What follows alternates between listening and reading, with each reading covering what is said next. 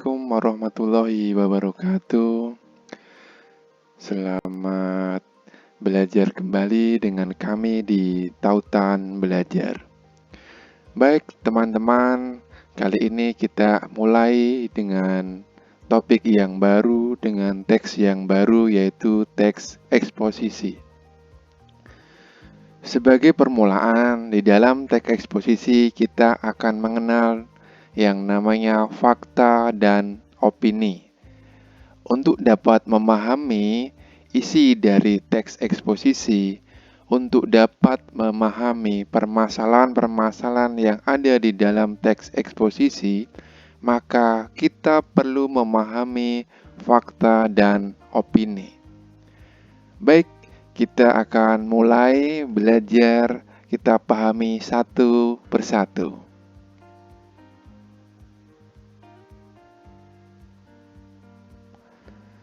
Sebelumnya kita perlu memahami dulu apa sebenarnya teks eksposisi.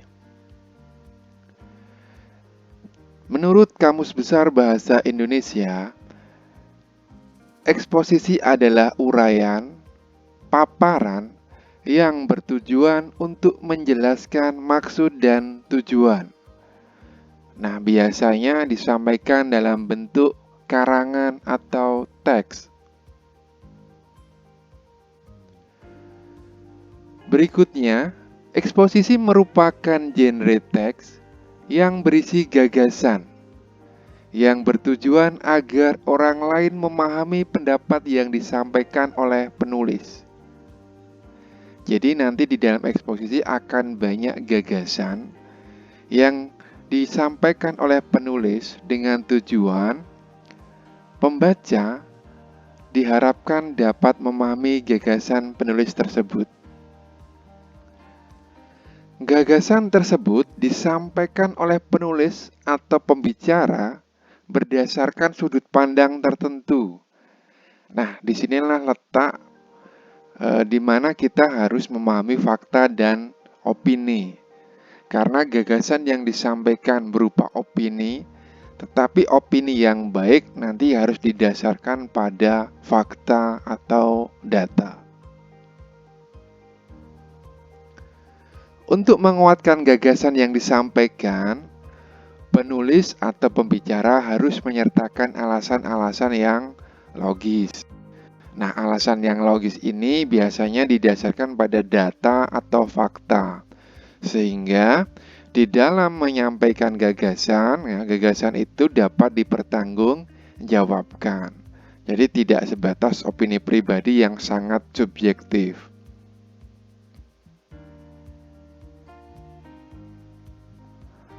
Baik, berikutnya kita pahami dulu fakta itu apa.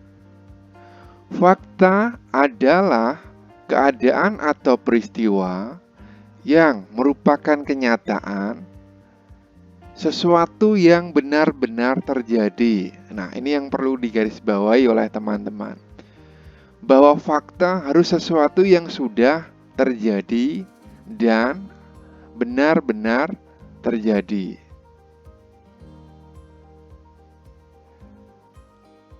Berikutnya, opini. Opini adalah pendapat atau pikiran atau pendirian dari seseorang. Nah, kita bisa melihat dari ilustrasi gambar. Satu orang mengatakan bahwa itu angka 6. Kemudian orang yang kedua mengatakan bahwa itu angka 9. Nah, itu pendapat. Dengan objek yang sama, tetapi dari sudut pandang yang berbeda, orang itu memiliki pendapat juga yang berbeda. Itulah opini. Nah, sekarang kita coba bedakan bagaimana fakta dan opini. Yang pertama, fakta merupakan sesuatu yang sudah terjadi. Artinya, sesuatu yang dianggap fakta harus sesuatu yang sudah terjadi. Sementara opini, peristiwa yang belum atau akan terjadi. Nah, Akan terjadi maksudnya bagaimana? Sesuatu yang direncanakan, sesuatu yang diharapkan itu baru akan. Maka itu berupa opini. Berikutnya, fakta biasanya berdasarkan data. Sementara opini, nah itu lahir dari pendapat pribadi. Berikutnya, fakta bersifat objektif. Sedangkan opini bersifat subjektif. Berikutnya, fakta ya, waktu, jumlah, tanggal, hari, bahkan satuan terukur dengan jelas. Sementara opini dinyatakan dengan kata sifat biasanya. Nah, kata sifat itu membuat ukurannya tidak jelas. Contoh kata banyak, jauh, cukup ya. Nah, ya kita bisa mengidentifikasi kata sifat ya. Kata sifat itu sesuatu yang sangat subjektif. Nah, sesuatu ya kalau kita pahami secara mudah, kata yang dapat diawali kata sangat ya. Jadi bisa disangatkan atau diikuti kata sekali. Misalkan sangat banyak, sangat jauh, sangat murah. Nah, kata-kata sifat itu menjadi sangat subjektif. Kita bisa tahu bahwa banyak menurut satu orang dan banyak menurut orang lain itu berbeda. Contoh ilustrasi pada uang 5.000. Bagi anak SMA 5.000 mungkin sedikit. Tetapi bagi anak TK mungkin 5.000 itu banyak. Maka banyak adalah kata sifat dan itu sangat subjektif. Itu opini. Nah, berikutnya opini ya biasanya juga bisa berupa saran. Nah, contoh pada kata seharusnya, sebaiknya, atau lebih baik begitu. Nah, kita coba perhatikan pada contoh kalimatnya. Perhatikan, Indonesia berhasil meraih emas pada cabang bulu tangkis di Olimpiade Tokyo melalui pasangan ganda putri. Nah, kalimat ini merupakan fakta karena apa? Yang pertama sudah terjadi. Tahunnya jelas ya, cabangnya jelas ya, dan benar-benar terjadi. Berikutnya kalimat nomor 2. Pada siang hari, suhu kota Yogyakarta mencapai 33 derajat Celcius.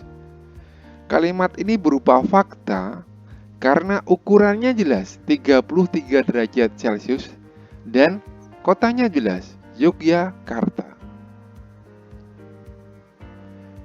Berikutnya, kandungan vitamin C dalam satuan buah jeruk sebesar 300 mg. Nah, satuannya juga jelas, kandungannya juga jelas. Tinggi menara yang diresmikan Presiden, ada tanggalnya jelas, Senin 21 Agustus. Kemudian ukurannya tingginya jelas, 700 meter. Berikutnya kalimat opini. Pemerintah berencana mengalokasikan dana khusus untuk membantu korban bencana banjir di Sumedang.